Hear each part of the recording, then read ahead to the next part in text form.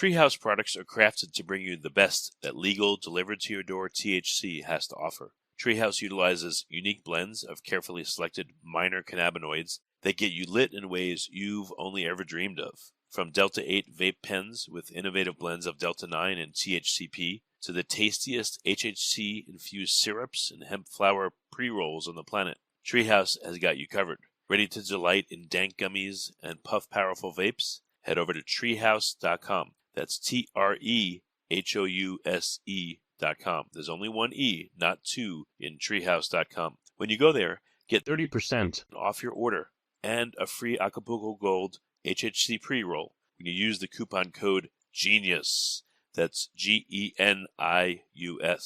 This offer expires August 31st, 2023. Grab your goodies and meet us for some fun in the Treehouse.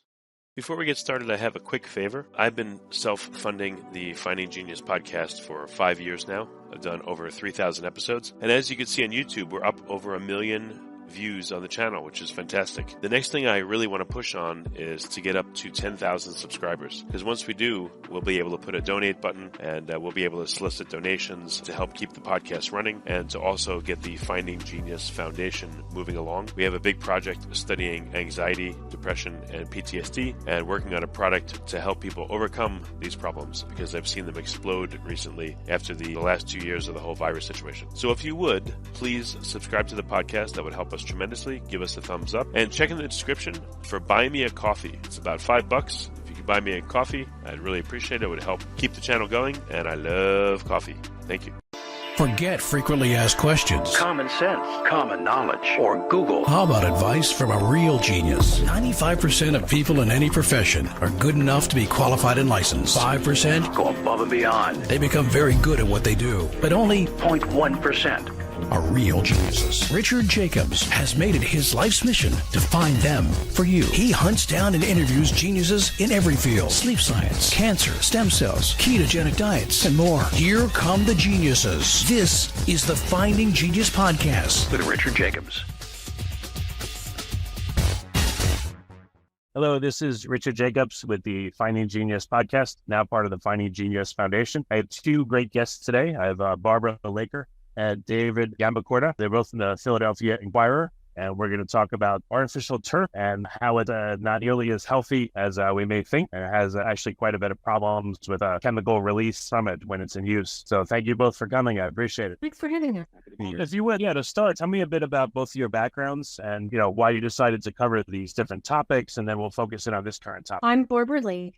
I'm a reporter on the investigative team at the Philadelphia Inquirer. I came to what is the Philadelphia Daily News in 1993. Before then, I worked at the Seattle Post-Intelligencer, the Dallas Times-Herald, the Atlanta Journal-Constitution, and I started in Clearwater, Florida at the Clearwater Sun. Right, David, go ahead, and then I'll ask you another question. Go ahead. Sure. So I started at the Daily News, Philadelphia Daily News in 2005, and over the years, I've written for a bunch of different outlets, Esquire and Political Magazine and Long Read, and have kind of focused on a lot of different topics, but this one that we're spending a lot of time on this year, PFAS, is unlike anything I've ever reported on before. Do you guys get to choose the topics you report on, or only choose some of them, or do you have to report on, what the bosses want you to do? Like, what's it like as a reporter? Well, on the investigative team, we have freedom to pick what we want to work on. Is a combination. Sometimes we are assigned a story, but usually that's more helping on breaking news. And so deep dives we do are generally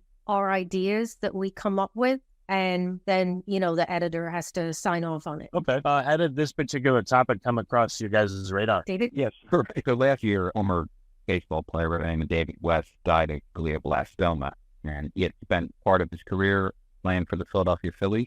And as it turned out, he was the sixth former member of the team to die of brain cancer. And that kind of set off an alarm bell in Barbara's mind and mine as well. And, we both had an interest in just trying to look into the issue a little bit more and understand if there could potentially be a connection between these cases, because glioblastoma is, a rare form of cancer. That was kind of the starting point for us last summer. Barbara had connected with a bunch of different scientists who had lighted on the idea of, could you possibly test something from the stadium where the Phillies had played, the Veterans Stadium. Fortunately, that was demolished in 2004. And so we just got creative and started looking around online, found samples of the AstroTurf in the field at the vet, up for sale on eBay, of all places. So we bought a handful of those little, maybe I think 4x4 squares in turf. And Barbara had made a connection with an expert at the University of Notre Dame. So they agreed to test 2 of the samples, and 2 more were tested by a lab in Pennsylvania called. How did you have the idea in the first place to point the finger possibly at the artificial turf? Well, we started by talking to a number of researchers, both who had looked at glioblastoma, and we also looked at people who, or researchers told us that there was growing concern that there were chemicals in the artificial turf. And across the country, scientists are looking at this whole issue with these chemicals called, we hadn't even heard of what they were when we first started the story, but they're called PFAS chemicals that are in the news now a lot because there's just growing concern that it's causing or linked to a number of different cancers and affects your immune system, asthma, thyroid disease, high cholesterol, you name it. It's a whole gamut of health problems. And initially, years ago, researchers thought that the bigger danger was the crumb rubber. They're like ground up tires that were used as the base of the artificial turf to make it softer and less hard. And that is still a concern. But what happened is a lot of the companies that make the turf moved away from the crumb rubber, but they still were using these PFAS chemicals because the PFAS chemicals make the blades of the turf stand upright and separate, and it looks more appealing to people. And the problem was these chemical companies, like Monsanto was the company that made the turf at Veterans Stadium, but all the chemical companies who make the turf, it wasn't like they told people that they were putting these chemicals in the turf. And so that's why, when in talking to a lot of these experts, as David said, like they suggested, well, it'd be great if we could actually test it. But that way we could prove that PFAS was in the artificial turf at the vet. We just weren't taking a stab in the dark or saying that it could have been there. We did tests that prove that they were in there. Well, one crazy thing is that, artificial turf could be outside or in a stadium, and it's not in a confined space, and people are, 5 to 6 feet above it, unless I guess they get knocked to the ground, but still it has these very significant effects. I guess it just shows you like how powerful the chemicals are in the turf and how much they aerosolize and get into people. Right. And we found out was another like real big problem, because when the chemicals are heated up, they become more volatile and they become way more toxic. And anyone who's on the turf inhales a lot more of the chemical when it's heated up. And we knew from David and I went to like the libraries at Temple University. We went to the archives for the city of Philadelphia, and we found photographs and we found articles written about way back when that the turf often heated up when it was hot in the summer to like 160 degrees. And the players actually told people, and they could remember like dunking their feet in ice water because it was so hot. So we knew the turf at the vet was extremely hot. And we knew from science that when it is hot, it becomes a lot more dangerous. Also, too, when people are running and changing direction and, abrading the turf, falling on it, ripping it, etc., I'm sure that releases more chemicals too, especially when it's hot. Correct. Yeah. Because the chemicals can be either inhaled, absorbed through the skin, and you don't need to have like cut on your skin. It can still get absorbed through the skin. And we later learned that everyone knows that when you get real hot yourself, your pores open up. So it's more able to get into your skin and into your body that way. And we know that these chemicals stay in the human body for years and years and years. And they're called forever chemicals because they don't go away. Like they don't disappear in the environment. They actually, there are all these lawsuits across the country now where the PFAS chemicals have been found in the water supply in municipalities everywhere. That's crazy. Did you guys do any sampling of, the air right above, a piece of turf? Did you heat it up in the sun? Did you, was there like lab work done by you or by a lab that to establish concentration or movement of these chemicals? Yeah, there are some studies that are looking at that. In particular, California has been, I think now for 7 or 8 years, and working on extensive turf and cancer study, because the turf is used in, I think, a great number of recreation spots in California versus for soccer, but that's been an area of concern for legislators out there. Another thing that we looked at with the Phillies was the amount of exposure they had. Because, they were, at that time of the year, they were playing at the vet for 81 home games every year. And on days when the temperatures in Philadelphia, like particularly in the summer, we were having 90 or 100 degree weather. In the city, the temperature on the field was 165 degrees. So they were, they're out there for 3-4 hours every day throughout the summer. And some of the players that had developed this cancer, like Darren Dalton and John Vukovic, they've been with the team for years. And then in here, a lot of other stadiums and teams are using artificial turf as well, not just Philly. They were getting that exposure really throughout the season, every season, for 10, 12. Treehouse Live Rosin Liquid Diamond Vape Pens combine the impressive taste and potency of live rosin extract with the power of liquid THC diamonds to bring you an unrivaled buzz and mouth-watering flavor profile. If you like getting lit, head over to treehouse.com. That's TREHOUSE.com. 1 E, not 2. When you go there, take your vape game up to new heights. Enjoy 30% off your order and get a free Acapulco Gold HHC pre-roll when you use coupon code GENIUS. Again, that's GENIUS. Hurry because the offer expires August 31st, 2023. Treehouse, the best that legal, delivered to your door, THC has to offer. So how long was it before these players were getting the glioblastoma? Were they recent players or they had been playing for many years? I was going to say, these guys all developed their cancers after they had been done playing. So of the 6 for the Phillies, one was Ken Brett, who was the brother of George Brett, the Hall of Fame Kansas City Royals third baseman. There was Tug McGraw, John Vukovic, Darren Dalton, Johnny Oates, and then David West was the most recent. And so these guys all were playing for the Phillies during the period of time when their stadium was Veterans Stadium, and that was open from 1971 through 2003. So at the time that they started developing their cancers, for some of them in the early 2000s or a little bit later, Major League Baseball for the most part had moved on to another generation of ballparks and stadiums. At this point, I think there's just now maybe 5 teams that still use artificial turf. Philly moved into Citizens Bank Park in 2004, and one of their big selling points, I think, to fans as well as the players, was that they were now going to have a grass field again. I think there might be about 15 NFL teams that are still using artificial turf. So by and large, I think professional sports have moved away from, or if you go back, as we were going back through both the newspaper's archives and the city archives, what you saw in the 70s and 80s was a lot of concerns about players' health through the lens of injury. Turf field, they were blowing out their knees and tearing up their ankles and toes and getting their arms and things like that. And that was a pretty consistent complaint throughout the life of the vet, that anybody that was playing down there, he was taking years off their career from physical damage. And it wasn't until much later, this idea has come up, potentially they were those these horrible chemicals. And some of the retired baseball players that we talked to for these stories, they made it clear that this is a really constant topic of discussion among their peer groups now, especially for the guys that are in their 50s and 60s and 70s.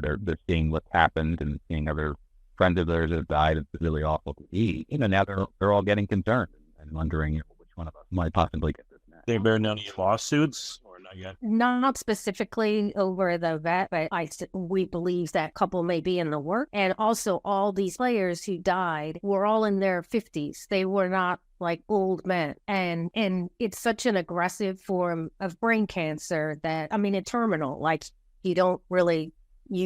some people don't live past like 18 months with this disease. And some of the players had like benign brain tumors before it developed into glioblastoma. And we also know from more research that the most vulnerable parts of the body for the PFAS chemicals are the groin area, the armpit, and the neck, because the places of the body that have the thinnest skin. And so if it was either inhaled or went through the skin and the neck, that would be like a pathway to the brain. On the point of litigation, one of the follow-up stories that Barbara and I did earlier this year, we focused specifically on Darren Dalton, who'd been a catcher for the Phillies, and his ex-wife, Nicole, had recently retained Robert Balat, who's an attorney who works with the Taft Law Firm in Cincinnati. He has been, I think, almost 25 years now, litigation exposing what chemical companies like DuPont and 3M have known about PFAS, going back to the 1950s. There was even a movie made about him called Dark Waters. Mark Ruffalo played Bob. So Nicole Dalton recently retained him.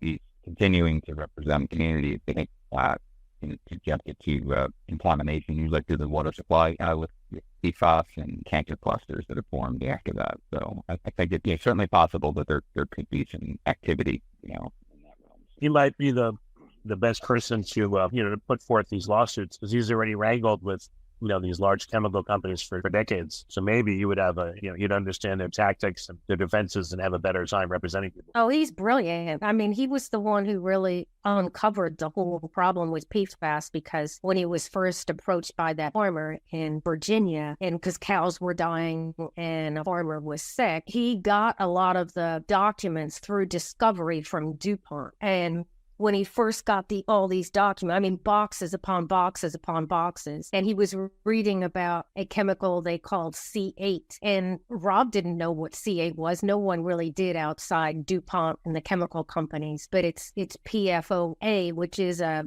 type of PFAS that's these days been the most widely studied, along with PFOS. And so he was the one who really put the puzzle together based on all the documents he was able to get through discovery. Yeah, crazy. Has there been a comparison of turf that is in a stadium that doesn't really see much sunlight versus turf that is outside, sees sunlight and heat, etc.? I don't know about that. I know that Graham Peasley, who's the scientist at Notre Dame who tested it for us, he's looking at like different turf from different fields and different ages. So that's why he was interested in our turf, because it was very old. It was 40 years old. And to think that the turf from the vet, the samples David got were 40 years old, and they still had, they looked the lab in Lancaster, Pennsylvania, tested it for 70 PFAS and found 16. And then he's comparing it to the PFAS that he's finding or looking at in turf that's newer,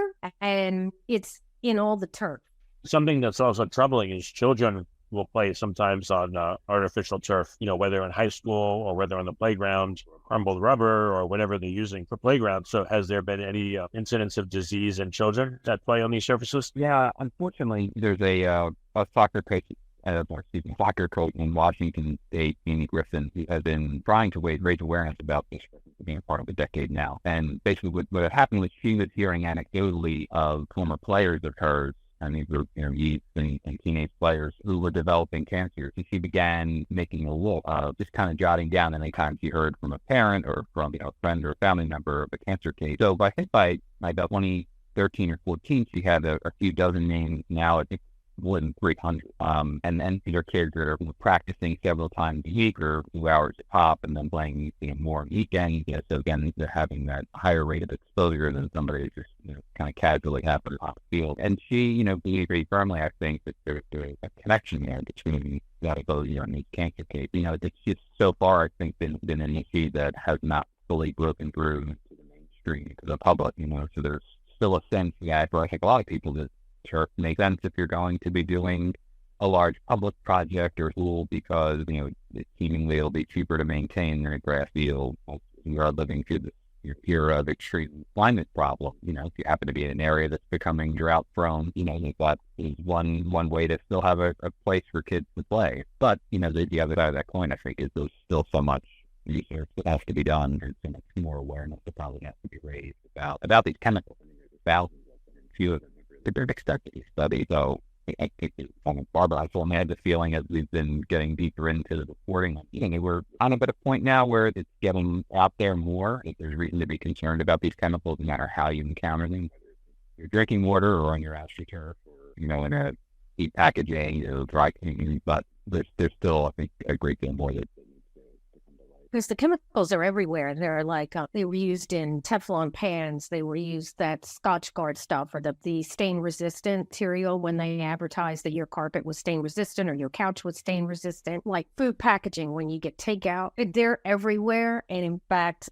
they're looking at now that PFAS in the blood of people, and almost every American has some level of PFAS in their body just from being exposed to it in different ways. But obviously, the researchers believe that the level of exposure and the amount of time you're exposed does make a difference, so that if you're either a child or and a pro player who's on artificial turf, that raises red flags for people, because your exposure is a lot more than the average American who doesn't play on those fields. Yeah, it's crazy. Has there been pushback on the reporting? Have you, maybe it's just stuff in movies, maybe not. I don't know. Have you guys been threatened, or have there been counter punches from industry? We did hear from one. Was he a doctor, David? There was one. He was a doctor. There was a doctor who was trying to tell us before publication that the PFAS doesn't cross the brain barrier. And we were kind of, like, that alarmed us, because we thought,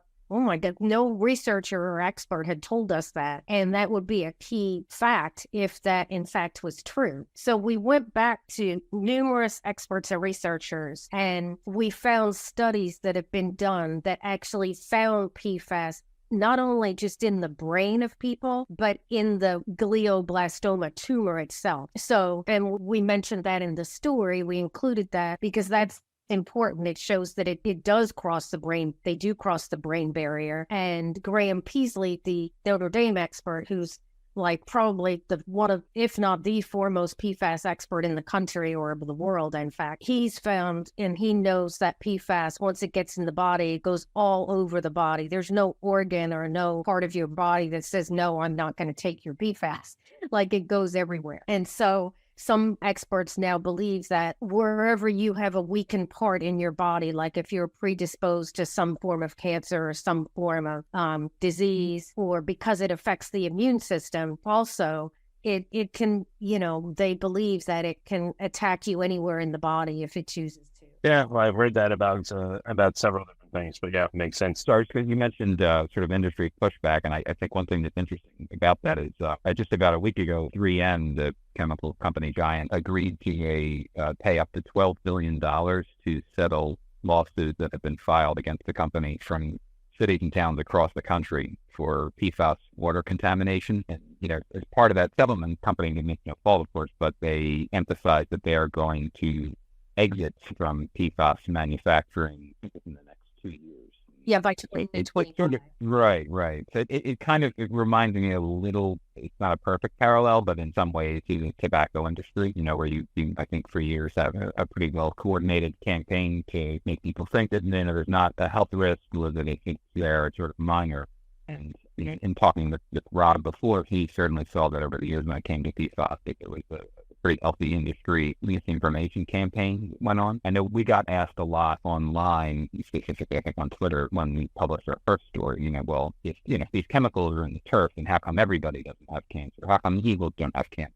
Because they played a bet too. And I think it's mostly people just being genuinely interested, but maybe some small degree there's some hope of trying to discredit the story by raising that question. But Barbara and I we started this out with having no background knowledge of these chemicals, and have really deferred every step of the way in our reporting to actual scientists, and have really been very careful about how we frame things and how we phrase things, and make sure that we're always just sticking within the boundaries of what's been scientifically studied and proven so far. So a lot at stake, and the companies that produce these things, if there's a problem, they're going to fight to the death to say it's not them. Right, definitely. And I think some people have problem thinking that, well, if these chemical companies were producing this or using it in manufacturing for decades, and if they knew these chemicals could potentially be hazardous, why would they do that? And I think that's a good question. And the problem is that there are internal memos that these companies have that go back to the 70s and 80s, where they knew that these chemicals were causing birth defects when women were on the assembly line, like close to the PFAS chemicals. They were pregnant. Some of them ended up having babies with a very similar birth defect. And so I think that nobody would like to believe that the chemical companies knew that far, that long ago, that these chemicals were dangerous, but still kept producing them. Well, I guess people think that these companies are out there to help them, but unfortunately, I'm way too jaded to think that. I guess not enough people are. What's next with the reporting and with the evolution of the story? I don't know if you've seen similar stories to this, but what do you think may happen over the next year or two, or is this going to be 5 or 10 years before it really gets anywhere? Like, what are your thoughts? I think with the turf art, I do think that that will heat up. And I do think that there could be a potential where there's more municipalities or bills introduced that would stop the use of artificial turf. I think that's a potential. And with all these lawsuits filed especially with all the lawsuits filed against chemical companies for putting the PFAS in the water supplies. And, there's just, because it's everywhere, and I think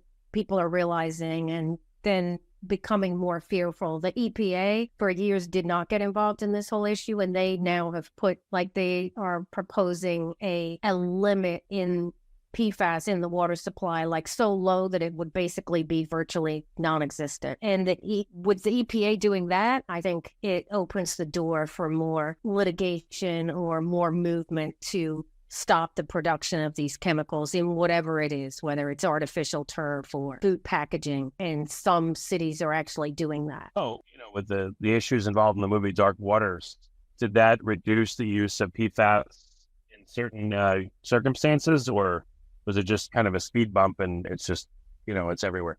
Well, I think as a result of, I don't know for sure if we can link Dark Waters to what's happening, but I do think that there clearly have been a lot of cities who started testing their water supply, Philadelphia included. And Philadelphia was one of the cities that is suing the chemical companies, including 3M, for putting the PFAS in the water supply. There are also naval bases in suburban parts of Philadelphia that use the firefighting foam, and that the PFAS from that often got in the water supply. So you never know exactly the source, how the PFAS got in the water. All they know is that all the cities across the country are testing their water to find out, especially with this new EPA standard or proposal for the standard, that they don't have PFAS in the water supply. Yeah, well, it sounds like it's not going to be a good thing. I was just wondering, I didn't think Dark Waters was tied exactly to this, but I just wonder if, all that litigation and everything reduced the use of PFAS in various applications, or has it had no effect as PFAS usage continued to increase and accelerate more and more applications? It's a really good question. I think one of the things that came out of our conversations with Rob before was just understanding that for many of these companies, if in the case we want to reuse him as an example where he identified particular chemicals that have been to cases that he sued over, I think that all told there's 12,000 different types of PFAS. So, in some sense, easy for a company to say, all right, we're going to stop using, as a result of this litigation, we're not going to use this one particular one anymore. And then just sort of use a different one instead. And I think that gets at probably a bigger picture issue, which you sort of hinted at in terms of progress over 10 years, just how regulation works in the United States. For some of these companies, they didn't have to test these chemicals extensively first and determine whether or not they pose a public health risk and deal with that EPA regulation on the front end. They use them in manufacturing for decades and decades, and then once somebody comes along and strings together a whole host of different elements, that's when the regulation begins. So I think we seemingly have it backwards in that regard, and I don't think that Dark Waters has changed that overnight, but maybe we're getting on the road to smarter policies. But I'm sure, as you said, it's not going to be something that happens in the next 2 months. Okay. All right. Well, very good. Where can people go to keep tabs on the evolving story? What publications should they look at in your recommendation? Well, we work for the Philadelphia Inquirer, and we're continuing to follow this. We should have another story coming out this month. That's one place people can go. Publications across the country are starting to look at this. There's studies online.